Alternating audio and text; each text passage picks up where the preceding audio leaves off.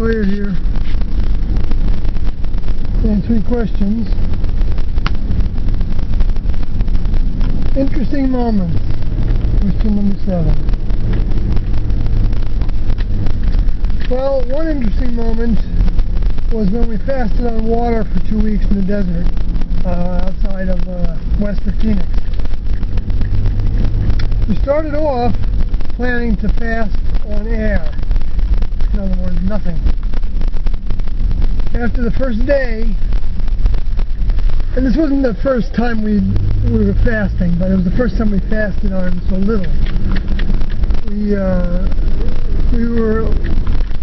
The first fast we did were years before that, which was like the Dr. Christopher diet, and this will go into the question that has to do with sugar and diet and stuff. Because up until this time, up until the time that she left, actually, exited her body, burnt out her body, what humans call cancer, which can happen to people in different ways, but in T's case, started in her eye, very unusual, and she had the eye removed, and a couple of years later, ended up having liver cancer. That's how it was diagnosed anyway. And within a week of basically being unable to function, she was gone. And so while she was still around physically in that way, the human vehicle, the only kind of dietary pattern that we followed with some regularity was, I believe, the Pritikin program. I might have that wrong, but I think it was basically protein, but a very limited amount of heavy protein in the form of flesh. So when we would have like a hamburger or chicken, a very small portion, and you would only have it like once or twice a week. I'm talking about 1 or 2 meals a week. So before that, we might have bacon with pancakes, and we might have chicken cooked in like a barbecue sauce, and since I'm at that period of time, like when we were camping, living outdoors, because it wasn't camping the way people think about camping now. It was actually living outdoors, which goes into a special moment as well. When we were living outdoors and we got dumped. We moved up to Wyoming, basically for the summer, because it was cooler in Wyoming than it was in Texas, where we were living in the winters outdoors. And when we got up there, it was April, and we got about 2 feet of snow dumped on us while we were living in tents.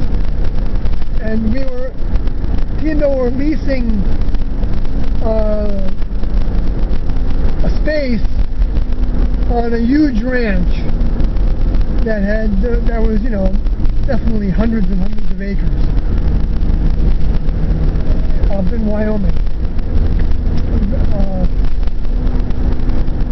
It was like right in the area, the same wilderness area where we first were camping, the Vidavoo Medicine Bow National Forest, which, by the way, is very interesting that medicine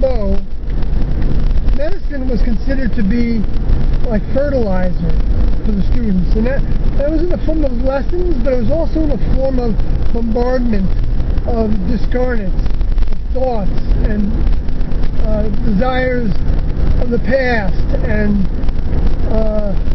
and depending on the area we were in, T and Doak felt like we were exposed to different forms of bombardment. Like when we were in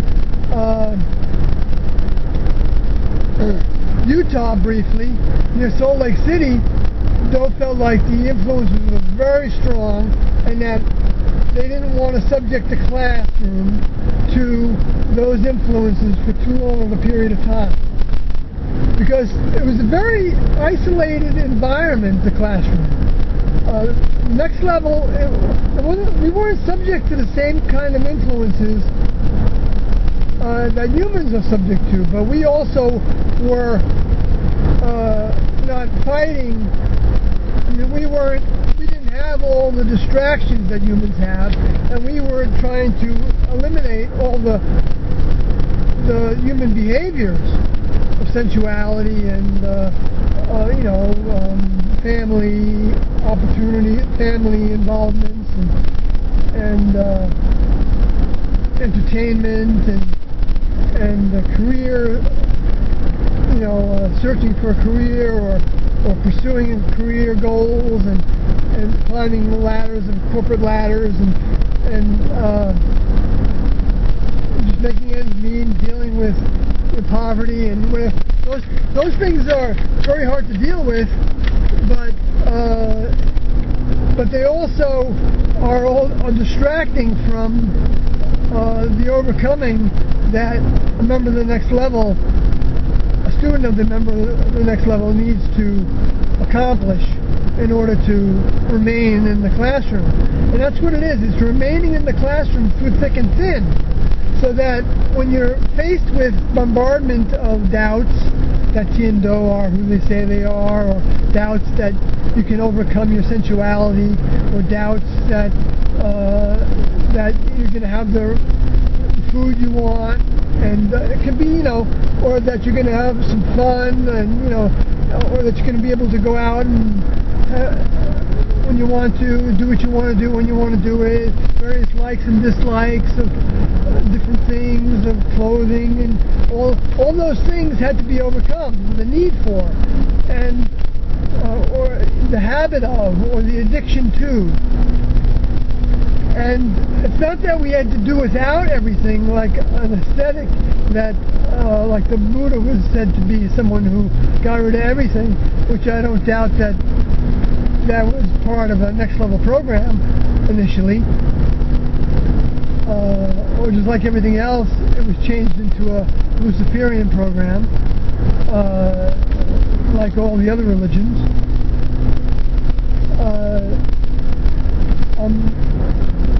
It wasn't about starving yourself of all forms of sensual fulfillment, if you want to say that sensuality is the experience of the senses, smell, touch, feel, visual, audio, all the different senses of the body. But it was basically transforming our pleasures to the pleasures that Tien Do provided for us to have. So if we were having ice cream, that was a sensual experience, but we were going to have ice cream only when Tien Do said we were going to have ice cream. So therefore we were doing it according to the next level program for us. And that took it out of the realm of being our will, and it was putting our hands into their will. And of course we didn't have to stay there. We could have left anytime we wanted to. So if we were going to stay in the program, we needed to adhere to the rules of the program, the same as with Moses. They didn't have walls around those camps in the time that the children of Israel were running around. Easily anybody could have basically, organized a group and said, okay, this time of day we're going to actually take these animals that we have left, or this manna, or these pheasant that we were able to accumulate, and and whatever other commodities we had that we were able to gather in the desert or in the more lush areas that we inhabited at times, the more oasis areas, and we're going to leave. So that could have happened any time. So anyway, so when we got dumped on basically by the snows, that was an interesting experience, because we had about a mile we were about a mile off of any road, and it wasn't a road there, and nobody was plowing, so we had to, we were taking the cars, and we were ramming them into the snow as far as we could go with them, and then digging them out, and then doing it again. And so we built a road to get out of there. And it took about 3 or 4 days to do that. And meanwhile, we were out of supplies, and so pretty much, so we were living off of basically pancakes. And maybe we had some spaghetti, pancakes and spaghetti, I think is what our diet was at that time. But, you know, that was exciting, although it was hard work. We were, you know, we were digging with boxes and, you know, cardboard boxes and shovels. We didn't have that many shovels. So, but back to the dietary program. I'm going to skip ahead to the first fast we did after T left, which was on the Dr. Christopher mucusless diet, which started with an apple juice fast. And then we did the Burroughs cleanser, which was a maple syrup, lemon juice fast, and we ended up doing that a number of times for like 40 days at a time. 39 days actually. We stopped short of the magical 40 number so that we weren't politically, spiritually correct. Zoe talked to us about that actually. And but when we did the fast on air, that became after the first day a fast on water.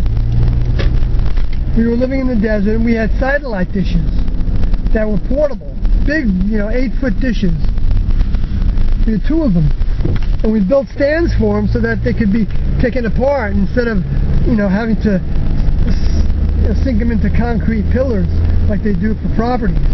Which we couldn't do that because we were living in tents again. This was after we lived in houses for years. We went back to living in tents and trailers. We had pop-up trailers. We had a trailer for like a meeting room. We had and then we had tents that actually zipped together. So it was like a little tent city with corridors that we could live in. And this was in the desert in, I don't know if it was the spring or the fall, but it wasn't the heat of the summer totally, I don't think. So it was hot though. It was like, you know, there was 100-degree days in the desert in Phoenix, on BLM land, Bureau of Land Management. And so that fast lasted for 2 weeks, which ended up changing to water. And then we broke the fast with fruit, but we broke the fast in Yuma, Arizona. We moved down there with our operation. And I thought that the fast was a way of saying to the next level, we're ready to leave. That we'll fast until we leave our bodies. In other words, a suicide mission. Or we'll fast until you pick us up. Or until we get instructions to stop the fast. So it served several purposes, but T and Doe, this was just Doe at this point, working with the classroom. They didn't have everything laid out ahead of time on what we were going to do. When they got instructions, they would proceed on those instructions with each step, and then they would ask for more instructions, whether to continue, whether to move to a different location, whether to start a different diet program. So all those things were done in a stepwise fashion, and that was amazing to watch Doe go through, like trying to figure out what T had in store for the next step, because T wasn't responding once she was out of her vehicle. She wasn't giving instructions to Doe way ahead of time, because she didn't know how the students were going to respond to the last lesson. So they gave instructions based on how the students responded. And in this case, Doe called off the air fast and went to a water fast, and then dropped the fast altogether after 2 weeks.